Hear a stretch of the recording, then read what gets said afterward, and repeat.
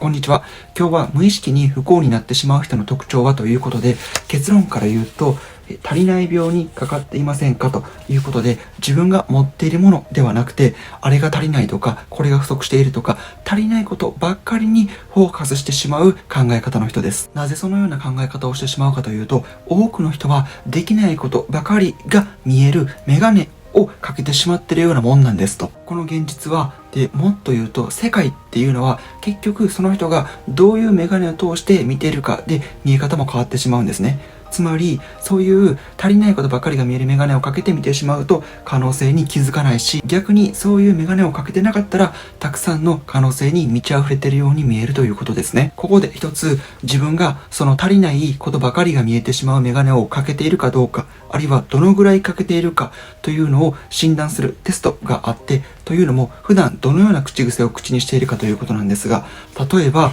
時間が足りないとか、お金が足りない、あるいは料理するのであれば材料が足りないとか、調理器具が足りないとか、あるいは仕事では人手が足りないとか、掃除する時も家が狭いとか、収納スペースが足りないとか、何かにつけて足りない足りないと口癖にしてしまっていませんかと。そういう口癖がある人は足りないことばかりが見えてしまうメガネをかけている可能性が高いし、不幸になってしまいやすいということですね。で、これは何も珍しいことじゃなくて、日本人にとって、でもっと言うと楽観的とかポジティブと思われるアメリカ人にとっても割と多くの人がそのメガネをかけてしまってるんですと。というのも、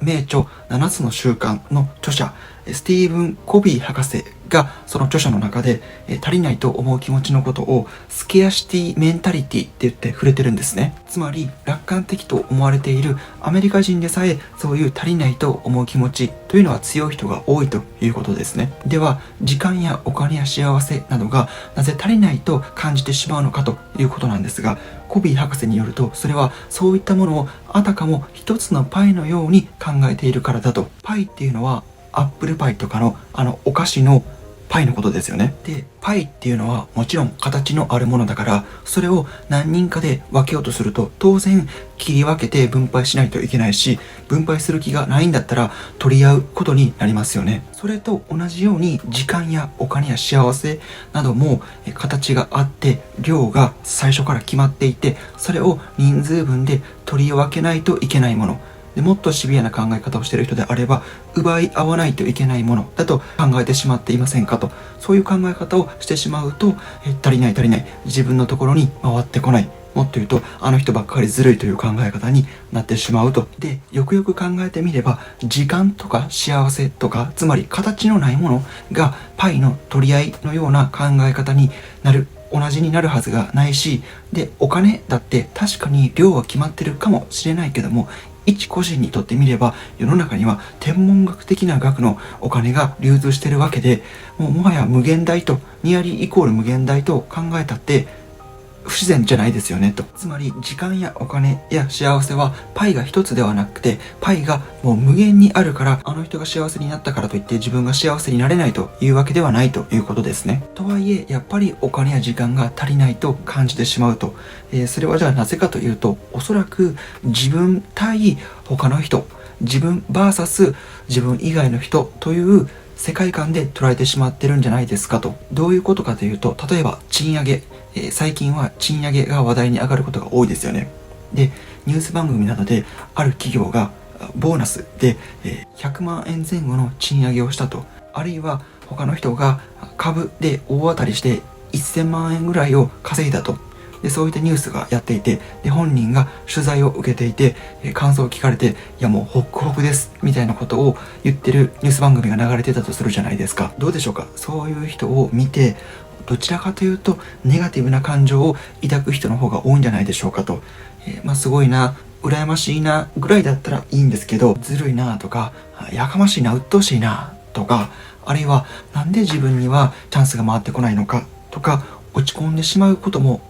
いるんじゃないでしょうかと。でもよくよく考えれば、その見ず知らずの人のボーナスが100万円上がろうが、あるいは株で大当たりして数千万円儲かろうが、自分の生活に悪影響が及ぶことなんてないですよね。で、もっと言うと、その人が得したからといって自分が食いっぱぐれたり損したりすることってないですよね。つまりその人がボーナスが上がって嬉しかったり、株で大当たりして嬉しかったんだったら、それはそれでハッピーなことで、それは良かった、私も嬉しいですと反応してみてはいかがでしょうかと。そういう見ず知らずの人の成功や幸せを喜べるということが、自分もお金がないとか時間がないという焦りを取り除く第一歩になるんじゃないでしょうかと。で、足りないという気持ちが強かったら何が危ないかというと、そういう気持ちが強いとチャンスをみすみす取りこぼしてしまうことにもなりますよと。つまり、例えば自分には才能が足りないとか実力がまだ足りないと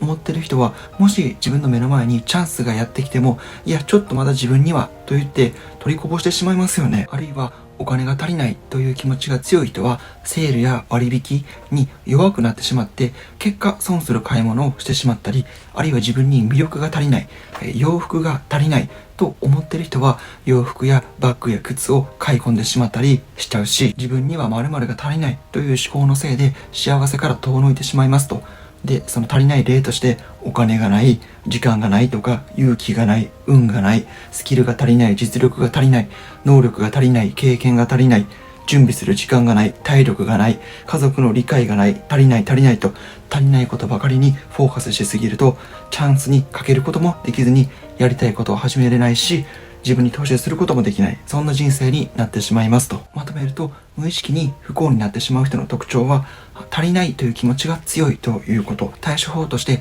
足りないという気持ちから足りているという気持ちに変える方法は、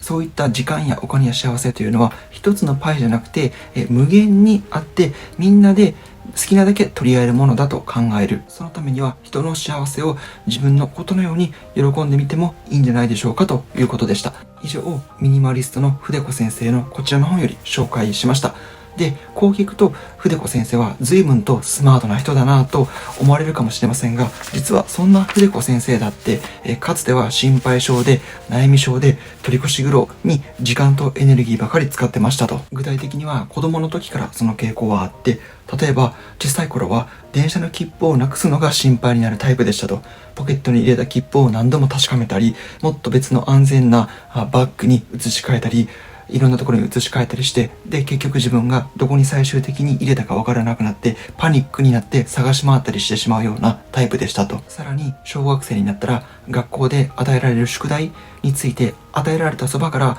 自分は期限までに終えられるだろうかと心配になったり、大人になるにつれてそういった心配性はわしにはなってきましたが、50歳ぐらいまでは心配することにエネルギーや時間を使ってましたということで、ただそんな筆子先生もですね、